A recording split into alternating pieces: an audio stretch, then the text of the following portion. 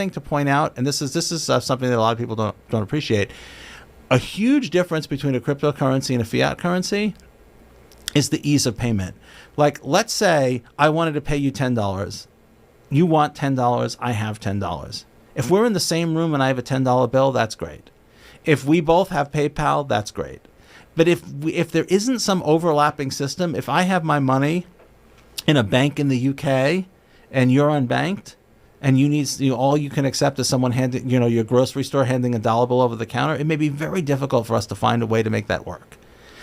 Cryptocurrencies, if I have 10 XRP and you want 10 XRP, there's a 99.9995% chance that you can give me an XRP ledger address and a destination tag, and I can pay to that address and tag. The default position of cryptocurrencies is that they work for payments. The default position of fiat is it may or may not work depending on where the fiat is and how those systems are plugged. And that's a big difference. Right. But also with crypto, I mean, the prices are not stable unless it's a stable coin. Yeah. So if, I want to buy a $10 coffee using XRP, and the worth and the value of XRP is constantly changing. Yeah. I might not be able to afford that coffee depending on the amount of XRP I have. So the problem with that is, there's an easy workaround, but the problem is the workaround comes with its own caveat. So the easy workaround is you buy the XRP right at the time that you buy the coffee.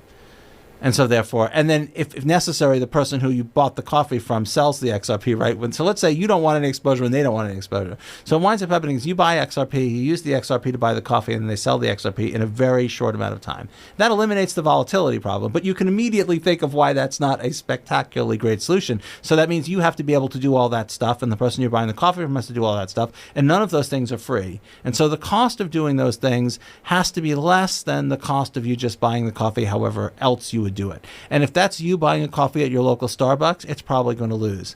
And that's why I think you saw this huge trend of companies like, we take Bitcoin, and then that trend stopped, and now they've all backslid on it. Because in the case of where the competing payment is, not that bad, then the inconvenience of, having to buy and sell on both ends, or at least on one end, there's nothing outweigh it. So you need a situation where the payment doesn't work very well to begin with.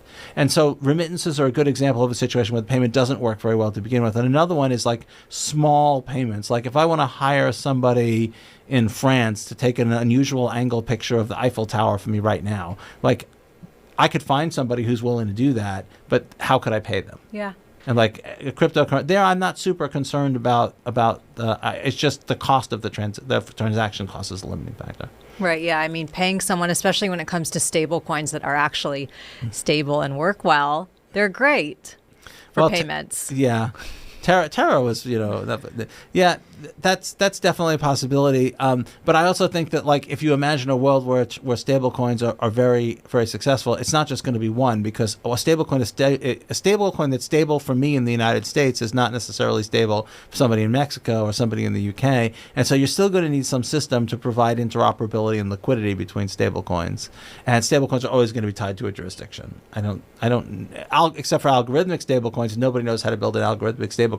The algorithmic stablecoins are like nuclear reactors. When they work great, but they have occasional spectacular failures, and we're not really sure how to make sure they don't. And so, you know. Or flat coins, which are they're tied to inflation. That's what a friend of mine is doing. Yeah, so basket of currency coins are interesting. But again, those the counterparty that's stabilizing them has to be in some jurisdiction, which is going to create some. Yeah. Maybe. I mean, I'm not going to be. I'm never going to be the one who's going to tell you not to look at a technology because there's some competing technology that I have some financial interest in. Better. I want people to get the best experiences, and of course, it's on the people who are promoting individual technologies to make those technologies the best solution to some real world problem. And so, all of those things are interesting to me. Yeah.